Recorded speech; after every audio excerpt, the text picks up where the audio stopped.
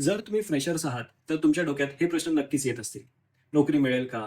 माझ्याकडे हवे ते स्किल्स आहेत का? किंवा माझ्या शहरामध्ये योग्य त्या संधी उपलब्ध आहेत. तर चला यावर सविस्तर चर्चा करूया. वर्ष 2025 हे आय-टी आणि टेक्नॉलॉजीमध्ये जॉब मिळवण्यासाठी अतिशय उत्तम वर्ष आहे. कंपन्या फ्रेश टॅलेंटच्या शोधात आहेत, ज्यांच्याकडे फक्त डिग्री नव्हे, तर प्रॅक्टिकल स्किल्स आहेत. जर तुम्ही टेक्नॉलॉजी ग्रॅज्युएट्स असाल, तर एआय, क्लाउड, सायबर सिक्युरिटी शिका.